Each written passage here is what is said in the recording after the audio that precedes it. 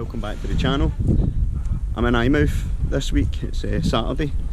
I've spent the day on a farm at a butchery course. I know that seems a wee bit random, but I've always kind of wanted to have my own wee farm and produce my own meat, and I love food and drink and stuff anyway, so something I've always been interested in. I got as a Christmas present. I had the best day. Pelham Farm it's called, in the Borders. And they're absolutely brilliant, make all their own charcuterie and stuff, so go and check them out.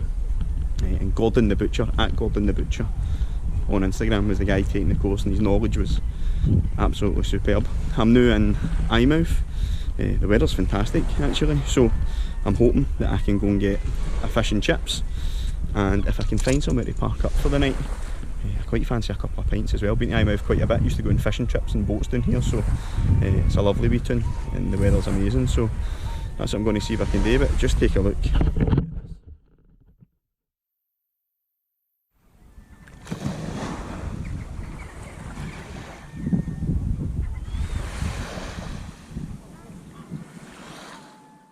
Before, just down at the harbour, it's not really that hard to find if you come here because it's a wee small fishing town. You can feed the seals. There's a wee van that sells you like mackerel tails and stuff. They're quite stinking, to be honest with you, so bring baby wipes. But it's basically tied to a pole and then tied to a bit of rope and then a crocodile clip, and you basically dangle it down and the seals jump up and get it off it. I don't think it's cruel or that, so I don't think anybody's going to cancel me for suggesting that. It's obviously no natural, but it's win-win. Somebody's making money off selling you fish, you're having a laugh, and the seals are getting fed, and there's a big one that's normally there that's blind. You can see in his eyes, so again I don't know if that would have survived or no. Don't know if that's interfering with nature, but it's class anyway. It's good fun if you've got wains and stuff, so maybe see if I can get a wee look at the seals. They're normally guaranteed to be here, which 100% means when I go to see them to show you them, they'll definitely not be there, but it's on the way round to the fish and chip shop anyway, so let's take a wee look and see if they're there.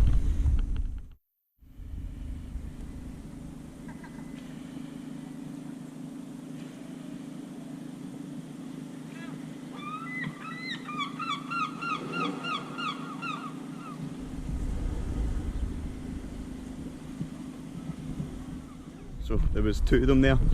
This is the wee sort of van. It just says here, actually looks like they're potentially selling seafood now for people as well. So you can come here, you can buy some mackerel and stuff. That's the pole, it's like a fishing pole for seals. Doesn't harm them though. You clip the mackerel onto the end of that wee clip. You dangle it down into the water, and they're usually here. The big one that's blind will normally bring itself up onto this, but you can see them just out in the harbour having a nice wee swim, so good life if you're a seal down in Eyemouth. Nice and easy, just getting fed by tourists all day that are desperate to feed you. But it's a lovely place, Eyemouth, as well. See all the fishing boats and stuff, some cracking wee pubs. So I've got my fish and chips, and I had visions of walking back along the front or sitting at the beach and sitting eating my fish and chips and having a nice wee wholesome evening. But the seagulls are absolutely savage. They're everywhere. And the minute you open up the fish and chips, they're up on top of the lamppost, they're on the water. The minute that you open up the fish and chips to sit and have them, which look incredible by the way, they just start diving for everywhere. I basically had to punch one earlier to get it away from my stuff, so I'm going to just run back to my van and tan it. But aye, it looks dynamite. So going to have that, see if I can get parked up, get myself a beer, see how many seagulls I need to fight along the way. I had my fish and chips, it was pretty decent. Had better, had worse. As you can see from my general build, I'm no unfamiliar to a fish supper, but it was alright, it was pretty decent. I would go again, to be fair, if I was down here. So I've just got parked up along the front. I've parked here before, I'm pretty sure it's alright to park here, to be honest. There's a couple other vans as well, so I'm going to jump into the pub, the Contented Soul. Been in there a few times before as well, decent wee pub. I'm going to go and get a few beers. I'm absolutely dying for one after all that salt on the fish and chips. Take a camera in with me. I don't quite know if I'm bold enough yet to start actually vlogging inside a pub with people looking at me, but I'm by myself anyway and I'm already weird enough, so I may as well just go to full hog and record. So we'll see what I get when I'm in there. If no, I'll catch up with you when I've had anywhere between 5 and 15 pints and see how that goes. Oh yeah, Good afternoon. So, had a dead lazy morning. This is Sunday, it's 1:45. Didn't wake up till quite late. The van's got blackout blinds on it, so it's completely pitch black in there.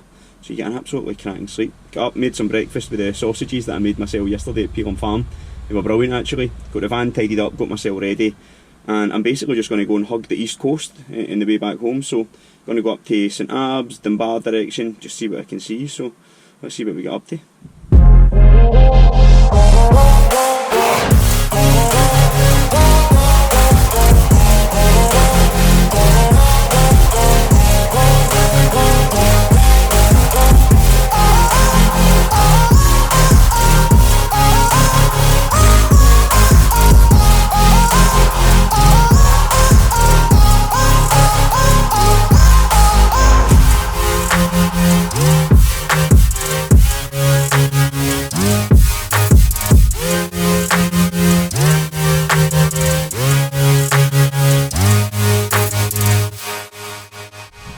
So I've came to St Abbs, I've parked up and I've walked up to the top of the village.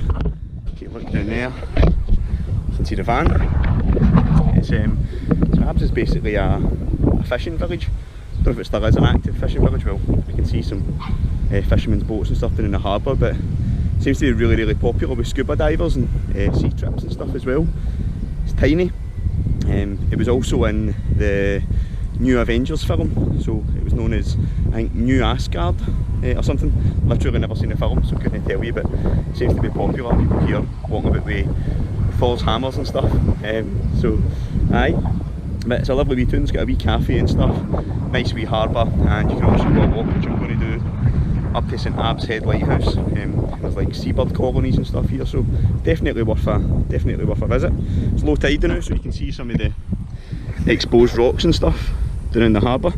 I actually keep meaning to bring my dive gear here to go for a wee dive out in the harbour, to see, out in the bay even, just to see what I can see. It's got like a sea life sanctuary, so I think fishing and stuff like that is limited round about here as well, to try and help the fish and the shellfish, which is really good. So it'd be nice to actually get out and see what it's all about. But it's a Sunday afternoon, it's already quite busy. There's a wee cafe and stuff down in the harbour as well, and up here we've got St Abbs Visitor Centre, so I'm going to go and take a wee wander in. It says it's completely free, so I'll get a wee look about and see what that's like in there. So just down at the harbour, as you can see, there's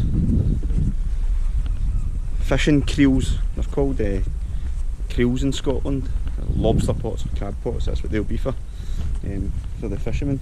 It's low tide now, so all the boats are currently up in dry land. I was going to say dry water there, but that doesn't exist. Just walking up into the lighthouse now, is the lighthouse, the lifeboat station even. So I was reading the lifeboat station, basically the RNLI stopped flooding the lifeboat. I think it was in the early 2000s. So the local people and different benefactors and people with donations actually raised money for a new lifeboat to work for here, which is incredible. It always astounds me, even the RNLI, as far as my understanding, isn't it a government funded agency? It's a charity, which I just find absolutely ludicrous. We're an island nation, and for me it should just be the same as a part of the police, the ambulance service and the fire brigade and stuff.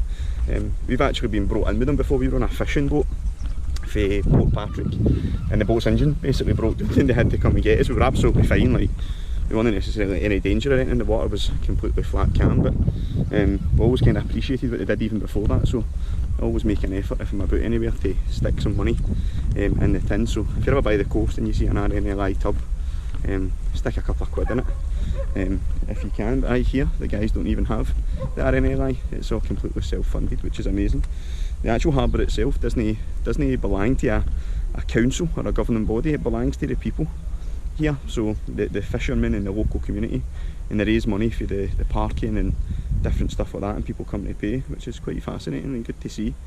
But it's a lovely wee place. The water looks really clear down there. I don't know how much it will come up in the picture. Anytime I've sort of been fishing or even diving on the east coast, the water tends to be really sort of murky or cloudy. I don't know if it's just been bad luck with the weather, to be honest with you, but it seems harder to get clearer water here than it does on the west coast. I don't know if that's just because maybe the west coast has got sheltered inlets or whatever it happens to be basically. But really nice place, and it's a nice day. It's a wee bit grey and overcast, but it's actually quite warm, so I'm just going to enjoy walking about here.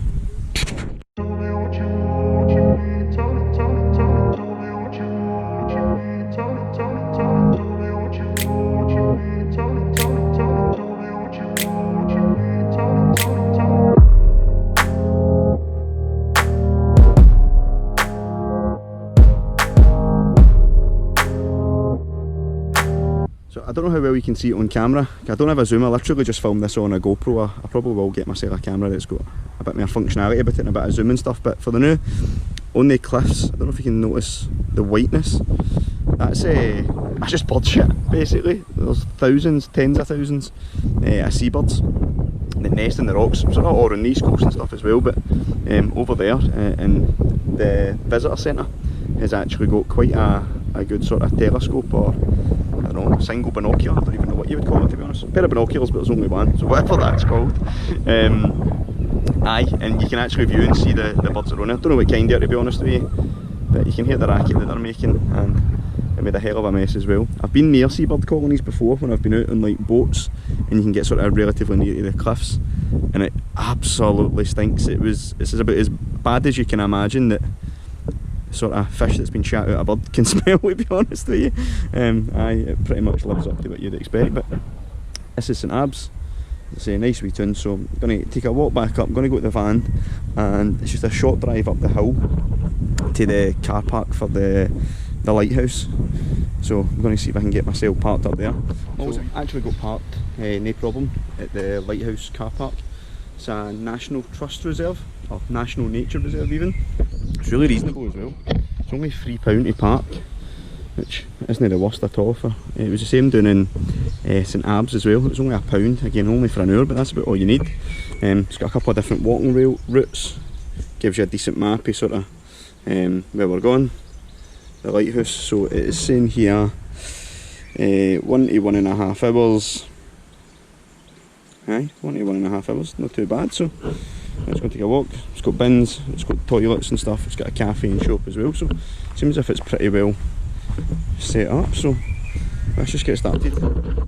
Apologies as well for if there's any wind. I actually bought a wee sort of fluffy cover thing to minimise the amount of wind after the last video, but typical, I've came away with it. So aye, apologies if there's any wind in. I know it's kind of horrible when you're watching a video and you can hear loads, but it looks as if there's again a wee nature centre here with free entry, so let's take a wee walk through there first.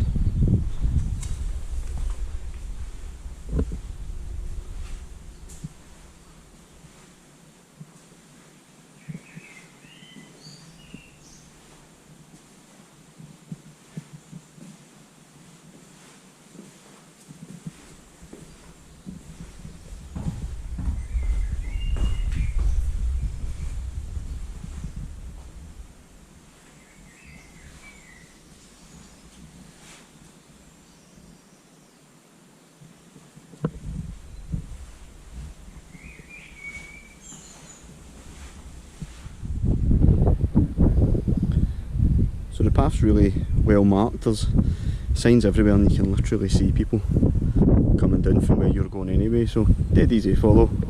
Just follow it up around the cliffs and you're sorted. So I don't know how much of this you can actually hear because I'm trying to shield it from the wind, but that's me now up in the cliff where I was showing you earlier. They had all the birds nesting, I'm now basically above them. That's St Abbs, just over there. Over there in that wee sort of bit of farmland, that's where the car park is, and away in the distance at the other sort of bit of land you can see jutting in, that's Eyemouth, where I was yesterday. So it's all quite close about. You could even go a big extended walk if you wanted ever, if you had enough time as well. So you can see some of the seabirds down in the water as well, and as I said, that big colony, the nesting bit is right below where I am just now. So it looks like the path goes up there, follows round the coast, heads round there and away over to that point past there you can see.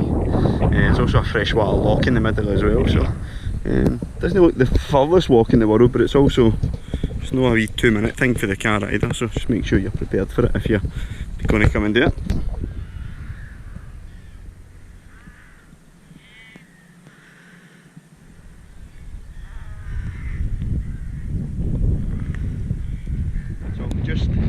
on the cliffs basically. Again, there's just seabirds literally every corner that you turn nesting. The lighthouse has now started to come into sight, so aye, the walk isn't really too bad at all. I'm sweating a wee bit. There's a couple of slightly steep sections, but I think that's more because of how unfit I am than the actual track being that difficult. I think most people, there's kids and stuff coming along as well, so shouldn't be too much of a problem. But again, apologies if there's too much wind noise, but you can start to see the lighthouse coming into sight just round there as well, so I'm just going to walk my way around it and see what it's like. So finally made it up to the lighthouse. It's actually really nice. The sun's come out a wee bit as well. There's loads of these wee black flies though, like millions of them. Never seen anything like it before in my life. They're landing on your face and all over you. It's a wee bit horrible, to be honest. But anyway, apart from that, this is the lighthouse. So aye, looks really nice. Because it's a relatively clear day out at sea as well, you can see for miles, which is obviously why there's a lighthouse placed here, so that the boats can see for miles around as well. But really nice day. Again, loads of gannets and other seabirds moving about. You've got a wee sort of speedboat that takes tourists out as well. Aye, really nice. Definitely worth the walk up to it, especially on a day like today if you get the chance. I say the hike isn't anything too strenuous at all. Aye, relatively easy, so definitely a nice day to take a walk out. Don't know how well you can make it out, but just down there, that red thing, that's a foghorn. It was set up in 1876, and it was the first audible foghorn in Scotland, and it basically ran all the way up until 1987. So aye, that was literally when it was foggy. If the boats couldn't see the actual light for the lighthouse, that would just let out a big massive horn noise basically to let the boats know sort of where it was passing in the rocky parts as well. It would be quite cool to hear it and see how loud it is. I'd imagine it's going to be pretty loud if it's to be getting to boats all the way out on the coast as well. But aye, what a lovely area. Definitely recommend worth coming here for a wee walk about. But I'm now going to just get some water and get myself turned round and go back the rest of the walk back to the van. So just on the walk back to the van, the wind sort of died down a wee bit as well. It's lovely, loads of wee sheep and stuff in the field, and if you walk up where that wooded area is, there's a small freshwater lock as well. I didn't bother because I'm just going to get myself back to the van, but I say it's a really nice part of the country. Probably doesn't get explored too much, but even at St Abbs, where you park the car for this walk, there's actually a small campsite as well. Looks as if it's got water facilities and electric hookups. I think it might only be for caravans and campers, but a good place to stay. You can also park at St Abbs Harbour as well. It's £15 for the night, but it's a bit steep for no gas and electric, but I suppose you're paying for location, so plenty of places about to explore.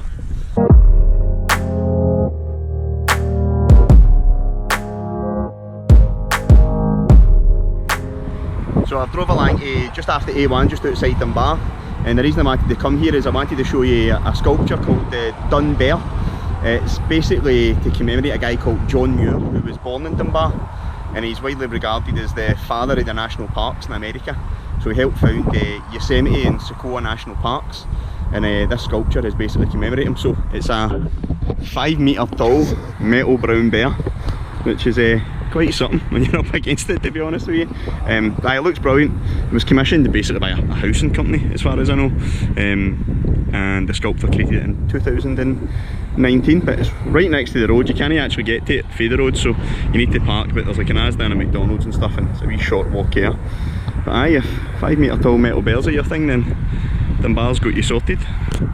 I was wanting to head into Dunbar itself, and I was wanting to go to like Fistley Cross Cider. The cider's absolutely amazing, but it's shut, it's a Sunday, so I'm literally just going to grab a quick bite to eat and then I'm going to get myself home. So thanks very much for watching. Make sure you like and subscribe. I've got a couple of other videos coming up in the next couple of weeks. I've got some hotel stays and things, so hopefully a wee different type of video for you to see as well. So again, thanks very much, and I'll see you in the next one. Cheers.